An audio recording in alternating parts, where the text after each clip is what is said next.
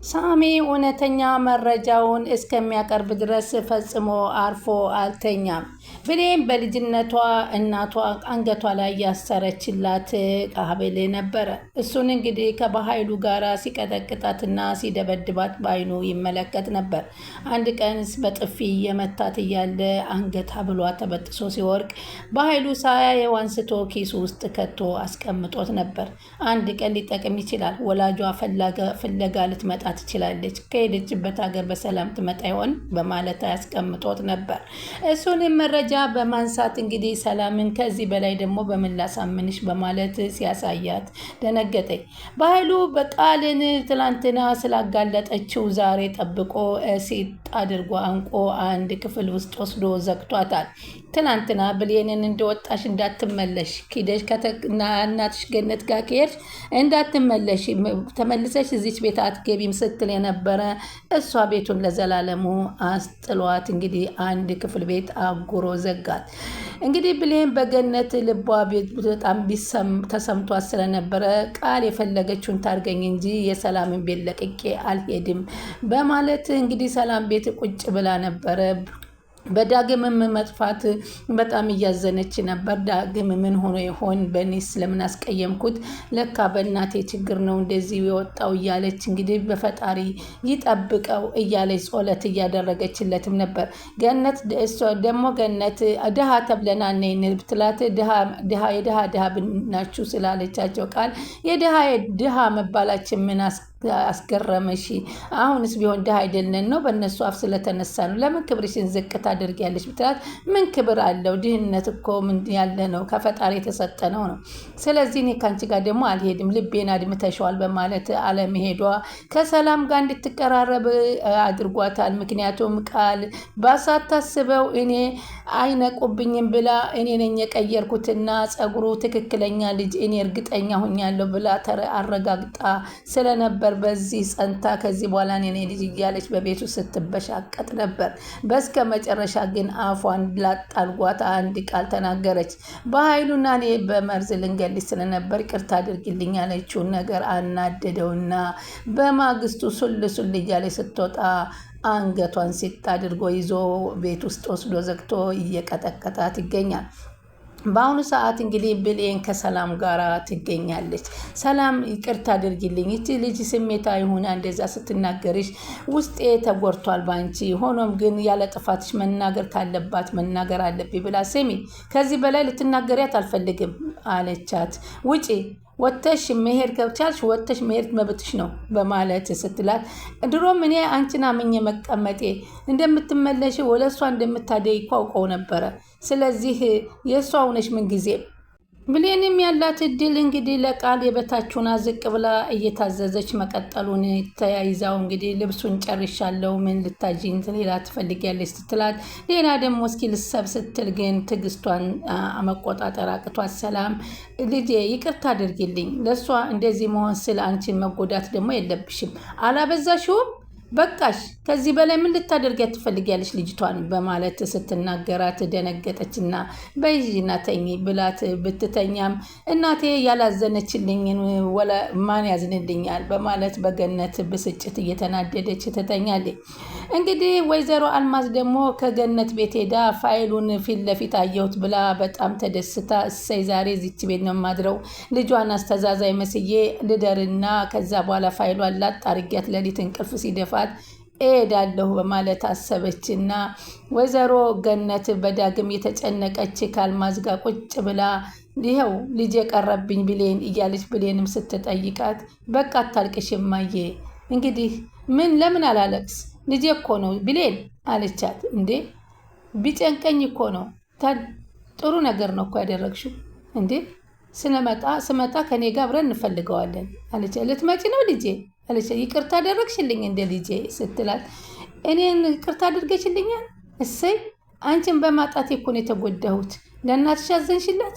ስሚ እናቴ ምን እንደምፈልግ ብቻ እኔ እነግርሻለሁ፣ ደህና ደሪ በማለት ዘጋችባትና እንግዳማ ትመጣልኛለች ይገባኛል ዋጋዬን ያገኘሁት በማለት ራሷን እንትናች አንዷ ልጄ እያለች የለች ሆነች። ወንዱም ልጄ ሞቶ ጥሎኝ ሄደ።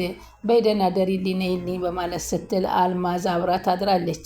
ሌሊት ተነስታ ያንን ፋይል አገኘሁ ብላ ተደስታ ስትል አልማዝ እንግዲህ ገነት እየሞከረቻት ነበር። ያን ነገር የተኛች መስላ እያየቻት ነበር። ፋይሉን አነሳችና ውስጡን ለማረጋገጥ ስታየው ነጭ ወረቀት ሙሉ ምንም ነገር ጽሑፍ የሌለው መሆኑ ስታይ ሰራችልኝ። ታዲያ ያንቺ ልጅ 4 እግሩን ቢበላ ምን አገባኝ?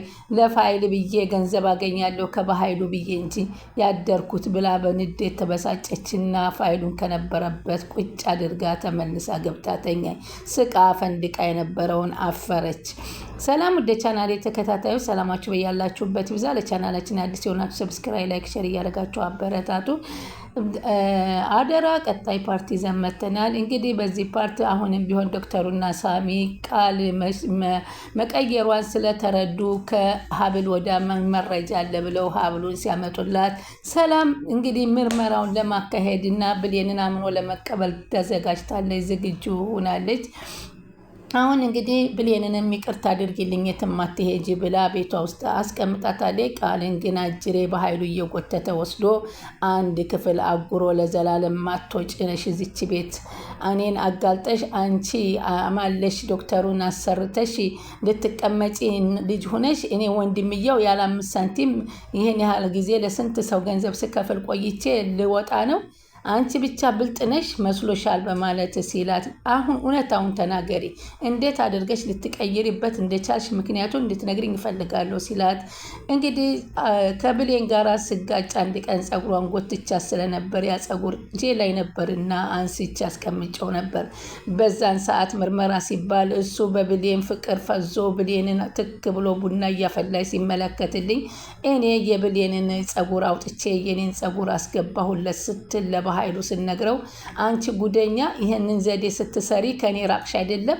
ይችን ስራሽን ተንኮልሽን ስለሰራሽ አንቺ ልጅ ሆነሽ ለሰላም ልትቀመጪ እኔ ቤቱ ሳይሸጥና ሰላም በህይወት ተቀምጣ እኔ እንዲሁ ልቀር ነው በማለት በኃይሉ አሁንም እየቀጠቀጠ በጥፍ እየደረገመ ማስቀመጡን ቀጥሎታል። ሰላምም ልጄ ወታ ሄዳ ቀረች፣ ምን ሆና ነው ይቺ ልጅ እያለች ስትል ልጇ አለመሆኑን ሳሚ ሀብሉን አምጥቶ ሲሰጣ ገና ከፈለግሽን ብዙ መረጃ መጣልሻለሁ፣ አሁን አምኛለሁ፣ ትክክለኛ አንገቷ ላይ አድርጌላት ወደ አረብ ሀገር የሄድኩት ይህንን ነበረ። እስኪ ልግን እንዴት እንዳሳለፋትና እንዴት ከሱ እንደተለያዩ ብትነግረኝ ሳሚ ደስ ይለኛል ስትል ሰላም ትጠይቀዋለች።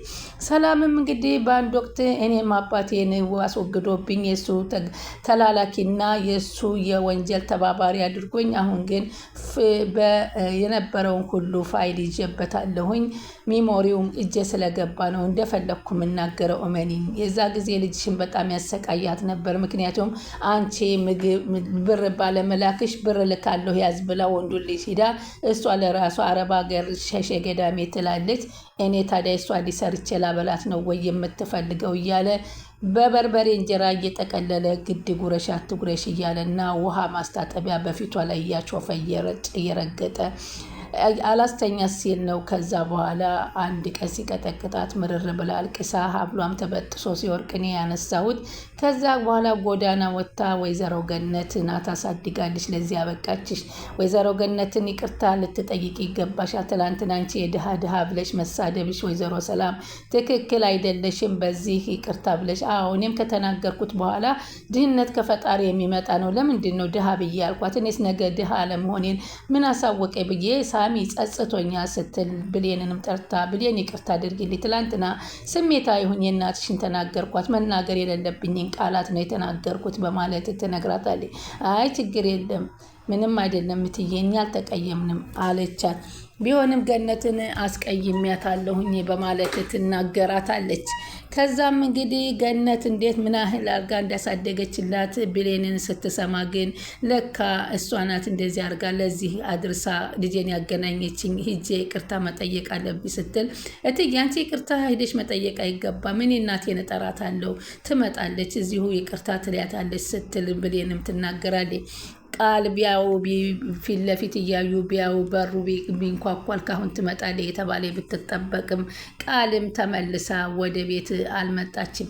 አሁን ሰላምና ብሌን አንድ ቤቱ ነው። ደስታቸውም እንደ ድጋሚ እያጣጣሙ አይዞች ልትመጣልች ትችላለች በምትላ ጊዜ አሁንማ ብትመጣም ትምጣ ባትመጣ ጉዳዋ ይህ ትክክለኛ የአንቺ አንገትሽ ሀብል ነበር በማለት ከሳሚ ተቀብላ ከብሌን ላይ መልስ አንገቷ ላይ አሰረችላት። ምንም መመርመር የማያስፈልገንም ብዙ መረጋገጫዎች። ሳሚም ደግሞ ይቅርታ ሊያደርግልኝ ይገባል፣ ብዙ ነገር ተስሜታዊ ተናግሬዋለሁ ስትላት እትዬ እኔም እኮ ተናግሬዋለሁ በጥፊ መትቼዋለሁ በማለት ትነግራታለች። በጣም በሚገርም ሁኔታ በዚህ ሁኔታ እያሉ እንግዲህ ሁላቸውም እንግዲህ አሁን እርግጠኛው እውነታው እየወጣ ነው። በኃይሉ ግን ከቃል ጋራ ትልቅ ችግር ፈጥሯል። ቃልን በፍጹም ለሷ ልጅ ላደርጋት አልችልም፣ ዋጋዋን እሰጣታለሁ በማለት እንግዲህ እየቀጣት ይገኛል። ዳግም ደግሞ የሚገኝበትን አድራሻ ብሌን እያፈላለገችው ትገኛለች። በቅርብ ተገኝቶ ይመጣል ብለን እናስባለን። እንግዲህ ሁላቸውም በጸጸት እየተቀጡ ነው። በተለይ ወይዘሮ ገነት በልጆቿ ሁለቱንም ማጣት እያሰበችው ሴራ መጥፎ እንደሆነ ተገንዝባ ይቅርታ አድርጉልኝ እኔ ለሌላ ነበር ያሰብኩት እያለች ትገኛለች። ቻናሉን ሰብስክራይብ እያደረጉ ይጠብቁን።